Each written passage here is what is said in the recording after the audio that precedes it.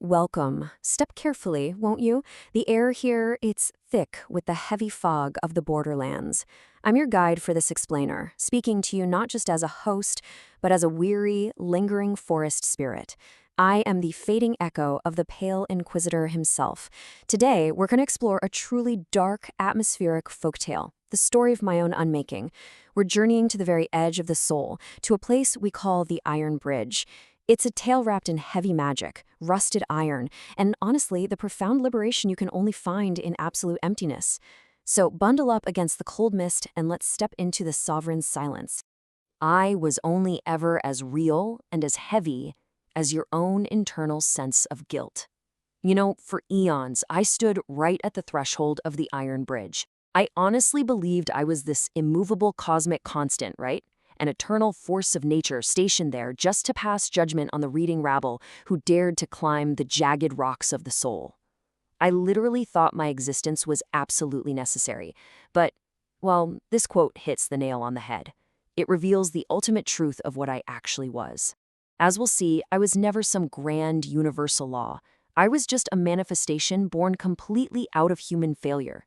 I existed for one reason: because humanity carried the crushing weight of its own transgressions. Okay, let's dive into this and just look at the sheer contrast of our meeting. On one side, you had my former self, the heavy judge. I wore these massive robes of iron filings that literally bristled with the magnetic weight of 1,000 ghosts. My hand was made of cold lead. I was dense, jagged, just overwhelmingly heavy. And yet, look at the traveler who arrived at my precipice. They had climbed the peaks of their own spirit and shed their name, their history, everything. They arrived as a single blank page, zero chaotic noise, absolutely no disharmonious desires. The sheer contrast between my crushing, jagged density and their completely empty lightness, well, that's the catalyst for everything that happens next. To really get my purpose, you have to understand the ink of regret. I carried this massive iron ledger, and it was perpetually hungry. It demanded to be filled. But it didn't use normal ink, obviously. It required the disharmonious desires, the chaotic noise, and the human failures of the souls trying to cross the Iron Bridge. So when this traveler, this blank page, approached, I naturally reached out with my hand of cold lead. I was totally intending to seize a transgression from their spirit, just to wring out a single drop of that ink of regret. But when my hand closed around their spirit, nothing. I found absolutely nothing. There wasn't even a shadow of a doubt for me to grasp. The ink simply wasn't there. So, when my cold, leaden hand grasped at that empty nothingness, the traveler didn't flinch. They didn't run away. They just stood perfectly still.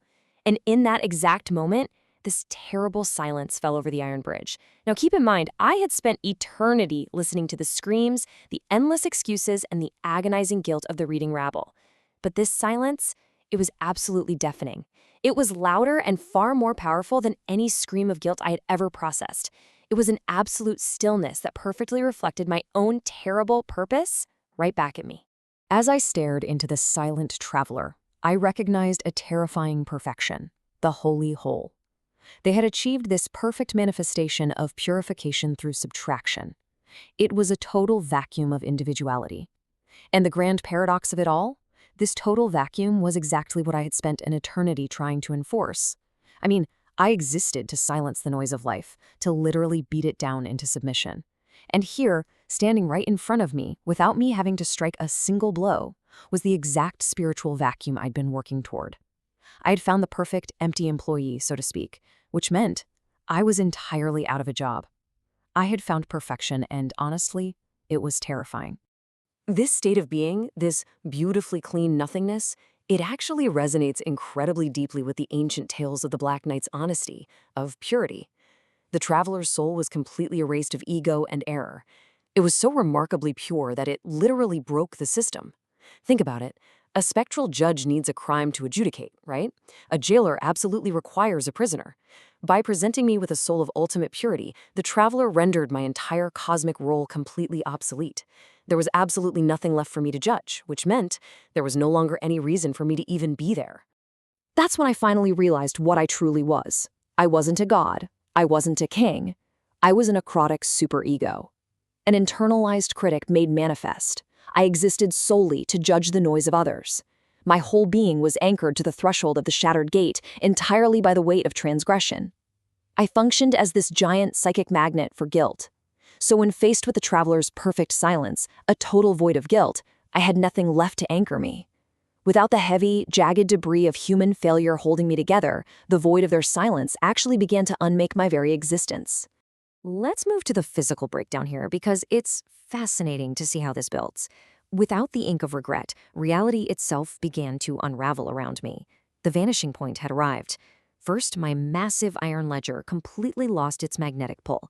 Then my imposing armor of iron filings started to soften, blurring at the edges and turning into mere shadow. And it wasn't just me. The very architecture of the iron bridge itself, which, by the way, was sustained only by the belief in judgment, started to structurally dissolve into thin air. The massive stone and iron beams just collapsed into the gorge below. And finally, I began to fade away, dissipating into the gray mist of the borderlands. The threshold was collapsing entirely because the need for it had vanished.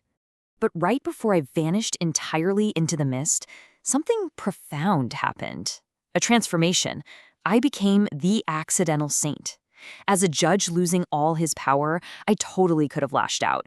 I could have tried to weaponize the iron-thorned briars of the wild verdant, desperately trying to entangle the psyche and manufacture a crime out of thin air. Instead, I experienced this moment of terminal perfectionism. I recognized this completely erased soul not as a subject to be crushed, but as my only true equal in the clean nothingness. And so rather than fighting my own end, I simply bowed my head to them. It was a moment of absolute peaceful surrender. Those terrifying iron-thorned briars of the wild verdant, they just naturally receded back into the earth. I stepped aside from the shattered gate. High above, the spectral bell, the one that used to ring out in harsh condemnation for every single captured sin, told one final hollow note. The absolute law had finally met a soul as perfectly empty as itself. And in that beautiful shared vacuum, the grand conflict was over. Both the prisoner who arrived to be judged and the guard who stood to judge them were finally blissfully free to be nothing. So the traveler crossed into whatever lies beyond, and I completely evaporated into the fog. But then, the silver wolf arrives. This ancient creature of the deep woods begins prowling carefully through the silent, empty ruins. Where there was once this massive structure of oppression and a terrifying pale inquisitor, there's now nothing but an open precipice and rolling fog. The physical structure of the bridge has entirely collapsed into the gorge below, leaving behind a truly eerie quiet. Just imagine the silver wolf, moving so cautiously over the damp stones. It lowers its head, sniffing the cold air of the gray mist. The wolf is trying to interpret the remnants of what was once here. It catches that faint, lingering scent of vanished heavy magic. It smells the ghost of rusted iron and old lead.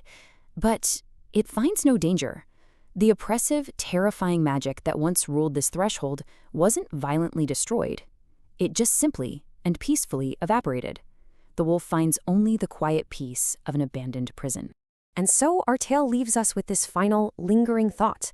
When the ink of regret completely dries up, what happens to the prison when both the guard and the prisoner simply cease to exist? It's a question I'm leaving for you to answer within your own spirit. Think about it. If your own inner critic only survives on your chaotic noise, what kind of massive liberation might you find if you simply let it go? I really hope this explainer on the sovereign silence has given you a whole new perspective on the heavy burdens we all carry. Until next time, may your own ledger remain ever empty.